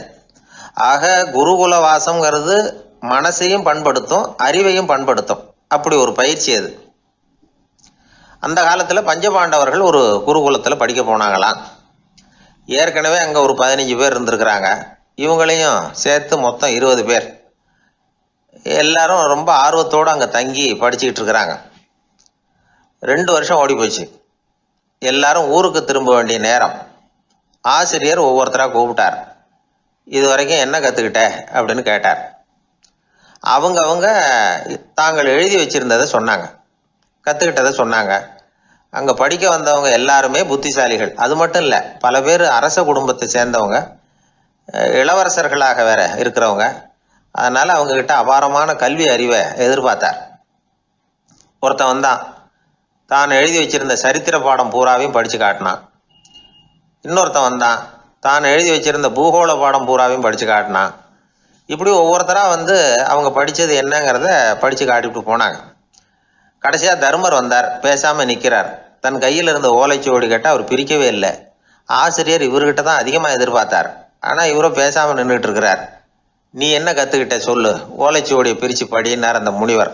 தர்மர் அசையவே இல்லை. மெதுவாக சொன்னார், ஐயா, நான் கற்றுக்கிட்டது ஒன்றே ஒன்று தான். அதுதான் வாழ்க்கையில் எனக்கு ரொம்ப முக்கியமான பாடமாக அமையும் அப்படின்னார். என்னது, என்கிட்ட 2 வருஷ காலமாக படிச்சு விட்டு கடைசியில் கற்றுக்கிட்டது ஒன்றே ஒன்று தானா அப்படின்னார் முனிவர். அவருக்கு ஒன்றும் புரியல. மற்ற மாணவர்களை விட இவர் பண்புகளில் உயர்ந்தவர், அறிவில் சிறந்தவர், வயசில் முதிர்ந்தவர். இவரே இப்படி சொன்னால் மற்றவங்க நிலைமை என்னத்துக்கு ஆறுது, அவங்க ரொம்பவும் கெட்டு போயிடுவாங்களே அப்படின்னு அவர் யோசனை பண்ணார். தர்மா, நல்லா யோசனை பண்ணி பதில் சொல்லு. 2 வருஷமாக நீ கற்றுக்கிட்டது என்ன அப்படின்னு தானே நான் கேட்குறேன், அதை கொஞ்சம் யோசனை பண்ணி சொல்லுன்னார் முனிவர் கொஞ்சம் கோபமாக. தர்மர் முகத்தில் எந்த மாறுதலுமே இல்லை. இல்லையா, 2 வருஷமாக நான் கற்றுக்கிட்ட முக்கியமான பாடம் ஒன்றே ஒன்று தான்னார். இப்போ அந்த முனிவருக்கு கோபம் அதிகமாக வந்துடுச்சு. ஏன்பா, உனக்கு வெக்கமா இல்லையா? உன்னை விட வயசில் குறைஞ்சவங்க எவ்வளவு பாடம் கற்றுக்கிட்டு இருக்கிறாங்க, எவ்வளவு விரிவாக அவங்க படித்து காட்டினாங்க. நீயும் கூட நிறைய குறித்து வச்சிருக்கிற போல இருக்க, அதை ஏன் பிரித்து படிக்கக்கூடாது அப்படின்னார். ஐயா, நான் சொல்கிறது உங்களுக்கு ஏமாற்றமாக இருந்தால் என்னை மன்னிக்கணும். நான் ரொம்ப முக்கியமாக கற்றுக்கிட்டு இருக்கிறது ஒன்றே ஒன்று தான், மற்ற எதையும் சொல்கிறதுக்கு விரும்பலைன்னார். மாணவர்கள்லாம் சிரிச்சுட்டாங்க. முனிவருக்கு கோபம் அளவுக்கு மீறி வந்துட்டு ஓங்கி அரைஞ்சு விட்டார் தர்மரை அவர் கன்னத்தில். தர்மர் கண்ணை செவந்து போட்டுது, கண்கள் கலங்கி போச்சு. ஆனாலும் அவர் அமைதியை இழக்கலை, தலை குனிஞ்சு நிற்கிறார். இவருடைய பிடிவாதம் முனிவருக்கு இன்னும் ஆத்திரத்தை உண்டாக்கி விட்டது. இன்னொரு கண்ணத்திலே அரைஞ்சார். எல்லாரும் பயந்து போய் அமைதியாக நின்றுட்டு இருக்கிறாங்க. முனிவர் கத்துறார், அப்படி நீ கற்றுக்கிட்ட அந்த முக்கியமான பாடம் தான் என்ன, அதையாவது சொல்லு அப்படின்னார். ஐயா, அதை மட்டும் ஒரு ஓலைச்சுவடியில் தனியாக குறித்து வச்சிருக்கிறேன், இந்தாங்க, இதை நீங்களே படித்து பாருங்கன்னார். தருமர் ஓலைச்சுவடியை நீட்டினார். முனிவர் அதை வாங்கி பிரித்தார், சத்தம் போட்டு படித்தார். என்ன எழுதியிருக்காருன்னா, எப்படிப்பட்ட சோதனை ஏற்பட்டாலும் நிதானம் இழந்து கோபத்துக்கு ஆளாகக்கூடாது அப்படின்னு. இதுதான் அந்த ஓலைச்சுவடியில் அவர் எழுதி வச்சிருந்தது. அந்த ஒரு கணத்திலேயே முனிவரும் எல்லா மாணவர்களும் தர்மரை புரிஞ்சுக்கிட்டாங்களாம். அவர் கற்றுக்கிட்டது ஏட்டு சுரக்காய் இல்லை, வாழ்க்கையில் பயன்படக்கூடிய முக்கியமான அனுபவ பாடம். முனிவர் கண்களில் கண்ணீர். தர்மரை அன்போடு கட்டி தழுவிக்கிட்டார். அப்புறம் சொன்னார், தர்மா, என்னை மன்னிச்சுரு, நீ மாணவன் இல்லை, ஆசிரியன். நான் இது வரைக்கும் தெரிஞ்சிக்காத அனுபவ பாடத்தை நீ இப்போ எனக்கு கற்றுக் கொடுத்துட்ட அப்படின்னு சொன்னாராம். அதனால் நிதானம் தவறக்கூடாதுங்கிறது ரொம்ப முக்கியமான ஒரு செய்தி. ஒரு ஆசிரியர் மாணவனை ஒரு கன்னத்தில் ஓங்கி அரைஞ்சுட்டார். இவன் நிதானம் தவறல, அமைதியாக நின்றுக்கிட்டு இருந்தான். அவர் ஒரு தடவை அரைஞ்சதும் எப்படி உன்னால் நிதானம் தவறாமல் இருக்க முடிஞ்சுது அப்படின்னு கேட்டாங்க நண்பர்கள். அவன் சொன்னான், நான் நிதானம் தவறி இருந்தா எங்கள் வாத்தியார் இன்னொரு கன்னத்துலேயும் அரைஞ்சிருப்பார், அது அதை விட பலமாக இருக்கும், அதனால தான் நான்